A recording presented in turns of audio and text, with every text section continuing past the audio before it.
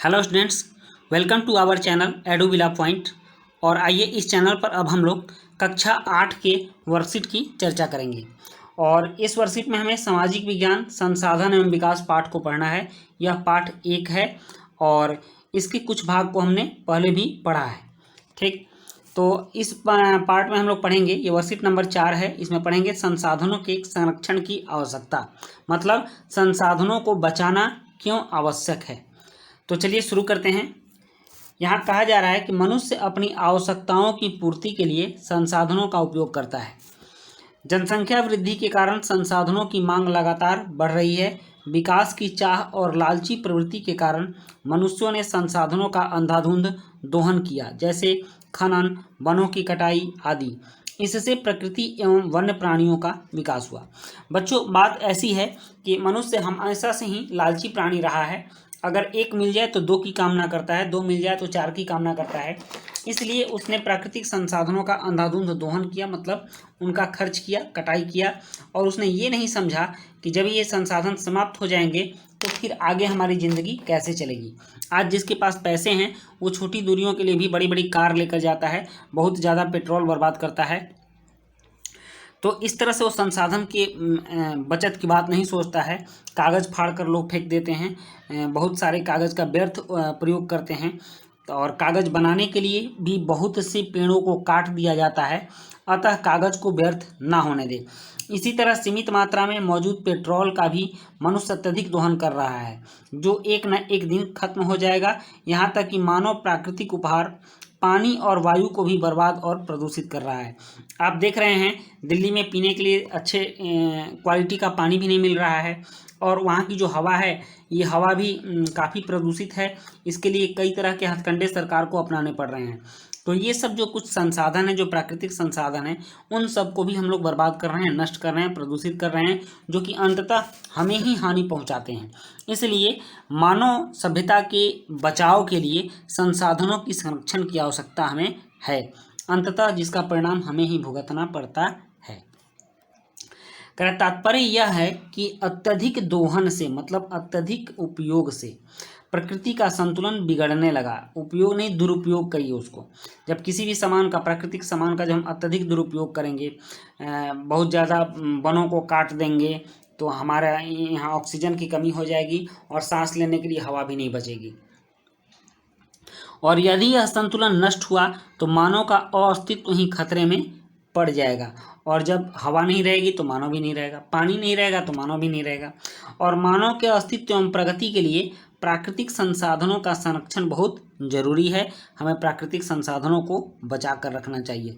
अतः हमें संसाधनों का प्रयोग प्रकृति को बिना नुकसान पहुंचाए विवेकपूर्ण ढंग से नियोजन के साथ करना चाहिए, मतलब योजना के साथ प्रकृति का उपयोग करना चाहिए, ताकि लंबे वक्त तक हम उसका लाभ उठा सकें और भावी पीढ़ी भी उसका उपयोग कर सके। इसे ही हम सतत पोषणीय विकास कहते हैं। मतलब कि हमें संसाधनों का प्रयोग प्रकृति को बिना नुकसाए विवेकपूर्ण ढंग से नियोजन के साथ करना चाहिए, ताकि लंबे वक्त तक हम उसका लाभ उठा सकें और हमारी भावी पीढ़ी के लिए भी बचा रहे। इसे ही सतत पोषणीय विकास कहते हैं। ठीक, सतत विकास की अवधारणा यही है। तो ऐसे कई तरीके हैं जिनसे हम संसाधनों के संरक्षण में मदद कर सकते हैं। तो यहाँ कह रहा है प्रत्येक चित्र के सामने दिए गए कैप्शन को पढ़ें और प्रत्येक चरित्र संसाधनों का संरक्षण कैसे कर सकता है उसके नीचे लिखें। चलिए शुरू करते हैं।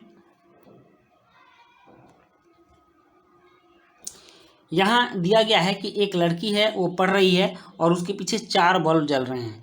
तो ये सही बात नहीं है, एक बल्ब जलाकर भी पढ़ सकती है। तो यहाँ कैप्शन दिया हुआ है कि आयशा घर की सारी लाइटें जलाकर पढ़ती है। ठीक, तो यह संसाधन का प्रयोग कैसे बचा सकती है। तो आयशा एक लाइट से भी पढ़ सकती है। आयशा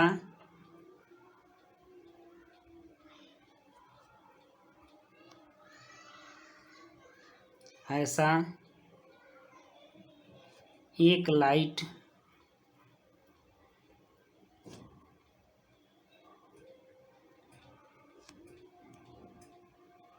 जलाकर पढ़ सकती है।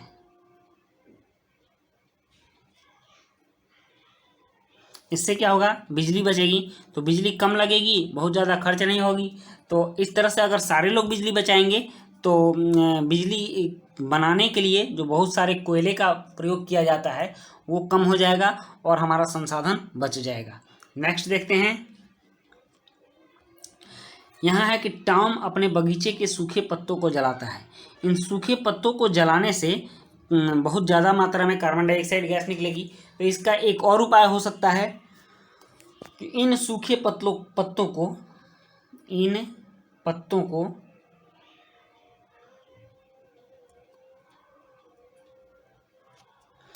जमीन में दबाया जा सकता है। जमीन में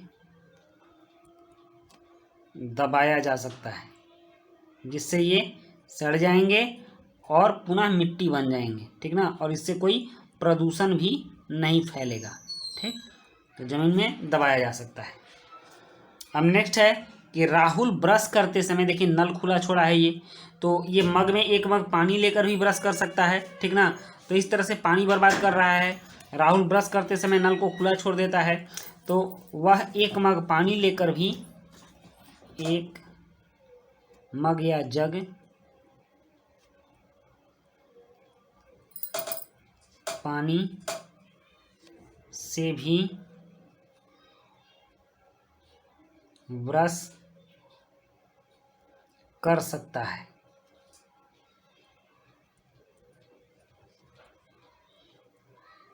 तो इस तरह से यह पानी बचा सकता है जिससे कि हमारे संसाधन बचे रह सकते हैं। तो इसके बाद आपके कुछ प्रश्न हैं और इन प्रश्नों के उत्तर भी हमें लिखने हैं और ये काफ़ी आसान से प्रश्न हैं। चलिए इनके उत्तर हम लिख लेते हैं। पहला प्रश्न है कि सतत पोषणीय विकास से आप क्या समझते हैं। तो इसका उत्तर है, हमें संसाधनों का प्रयोग प्रकृति को बिना नुकसान पहुंचाए विवेकपूर्ण ढंग से नियोजन के साथ करना चाहिए ताकि लंबे वक्त तक हम उसका लाभ उठा सकें और भावी पीढ़ी भी उसका उपयोग कर सके।